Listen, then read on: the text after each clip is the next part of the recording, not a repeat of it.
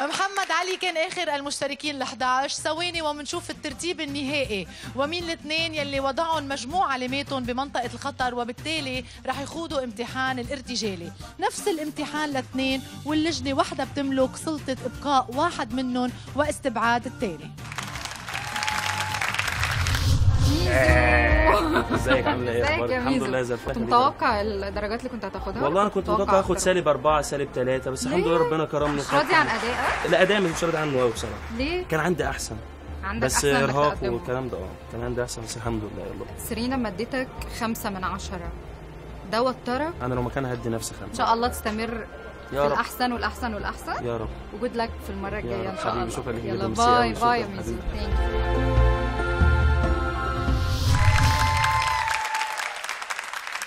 وهلأ المشاهدين بانتظار معرفة نتيجة ترتيب المشاركين ال11.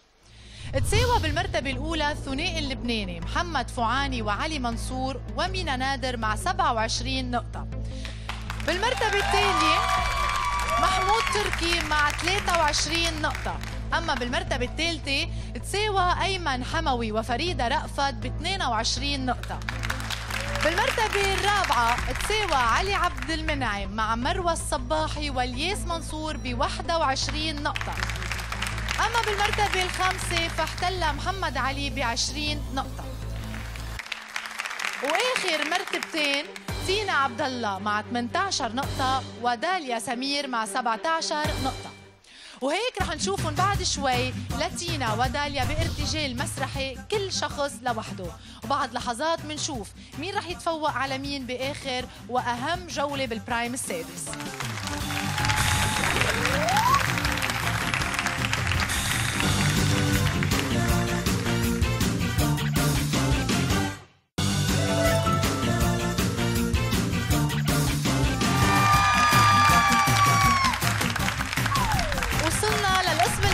البرايم السادس. قربنا كثير من الحسم بين تينا عبد الله وداليا سمير. جولة وواحدة من الاثنين بتكمل المشوار والثانية للأسف بتغادرنا نهائياً. لكن قبل الحسم عنا امتحان بالتمثيل الارتجالي والاثنين بيقدموا نفس الامتحان. وداليا ما رح تسمع شو رح تقول تينا لأنه عزلناها بمكان ما بتشوف فيه ولا بتسمع شو عم بيصير على المسرح. جاهزة تينا؟ جاهزة. أوكي. الامتحان بيقول يا تينا انت برحله وفجأة بتبدا الطائرة بالارتجاج القوي. اوكي؟ بصير في صراخ، بيعلى الصراخ بين الركاب بشكل جنوني. انت بتخافي كتير كتير كتير وبتكوني مرتعبة. كيف رح تتصرفي بشكل مهضوم وهزلي لطمأنة الركاب؟ معك دقيقة ونص. جاهزة تينا؟ جاهزة. يلا 1 2 3. سيداتي سادتي، أهلا بكم على متن طائرة ذا كوميدي. الرجاء ربط أحزمة الأمان أثناء الإقلاع. إن كابتن الطائرة يتمنى لكم رحلة سعيدة.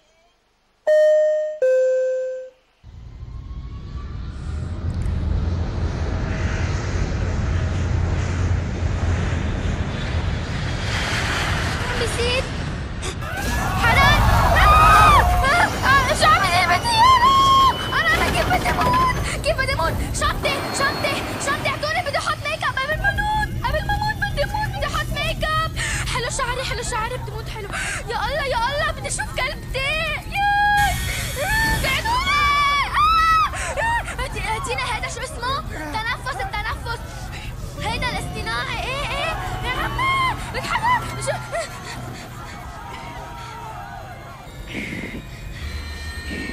عندي امتحانات. تينا لازم تكون قوية.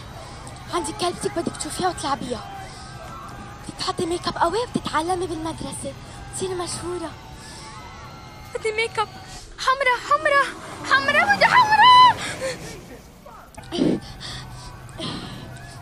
طيارة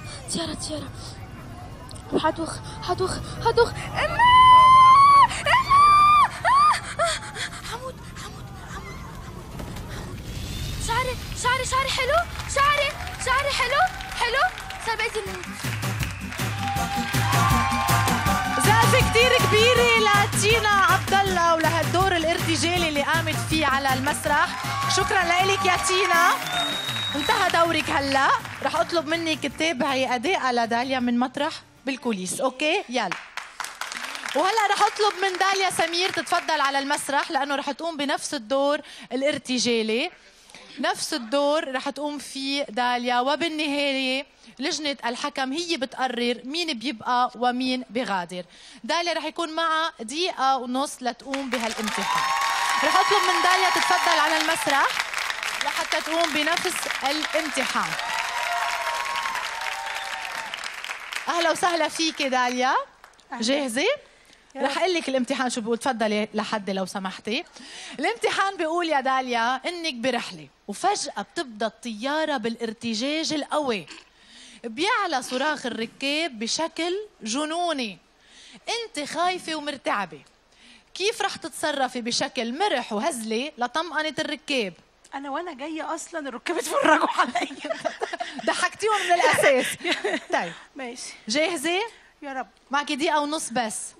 كل ده هقعد مرعوبه؟ دقيقة ونص. ماشي. يلا 1 2 3. سيداتي سادتي، أهلا بكم على متن طائرة ذا كوميدي. الرجاء ربط أحزمة الأمان أثناء الإقلاع. إن كابتن الطائرة يتمنى لكم رحلة سعيدة. طب ممكن اكستنشن بس عشان الحزام ما بيقفلش أصلا عليا؟ يعني طب إيه محدش بيرد؟ طب هو إيه الصوت ده؟ هو في إيه؟ عادي الطيارة بتطلع، مفيش مشكلة، مفيش. طلعت؟ إيه؟ طب انا عايزه اخش الحمام وحمام الطياره اصلا ضيق وهي بتقع. طب اعمل ايه؟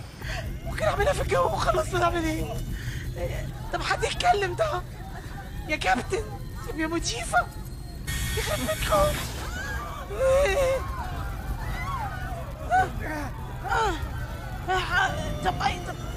طب اعمل ايه؟ ناخد نفس وانزل في الارض، احط راسي. هما كانوا بيعملوا كده بس ده في رحلة الاتوبيس مش في الطيارة. طب انفخ البتاع، انفخها. انت جاية تتخرمي دلوقتي؟ يعني لو احنا وانت مخرومة هنعمل بيكي ايه؟ طب اتكلمي. طب قولي يا مضيفة، يا ستي يا مضيفة مش موجودة. طب ايه؟ طب اعمل ايه؟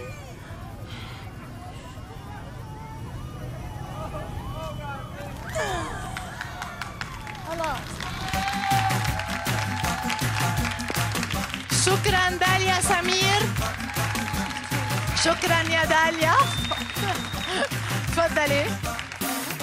بدي اقول انه المشاهد اللي شفناها هي مستوحاة ومأخوذة من برنامج اللي شفناه على قناة الحياة والام تي في اللبنانية، هبوط اضطراري.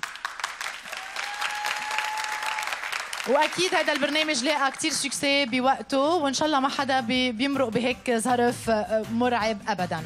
داليا انا وياكي رح نطلب من تينا تتفضل لعنا. تينا يا اهلا وسهلا فيكي يا تينا. يعني انا بفهم اكيد شعوركم اعضاء لجنة التحكيم، يمكن قرار صعب وانما هيدي لعبة بالنهاية. شخص مضطرين نودعه وشخص مضطرين نخليه معنا. بتحبي انا وقت اشرح مش هيك سيرين؟ كثير. رح نبلش هنيدي بكل بساطة.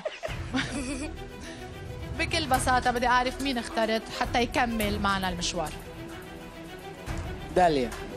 داليا. بدي اذكر انه صوتين بخلي الشخص يبقى معنا. استاذ حسن مين بتختاري يكمل معنا؟ داليا. داليا. سيرين. تينا. تينا. تينا انت بتجنني، وانت كنت يعني مثال لكتير اولاد عندهم هالموهبه واسعدتينا كتير. ومبروك اكيد لداليا يلي عم بتواسيها لتينا. ما بدنا نشوفك عم تزعلي ابدا، هيدي اكسبوجر لإليك ونتمنى لك كل شيء حلو. المشوار طويل بعده قدامك يا تينا. لكن مثل ما شفتوا بنهايه هالبرايم ودعنا تينا عبد الله من لبنان، وداليا سمير بتكمل المشوار.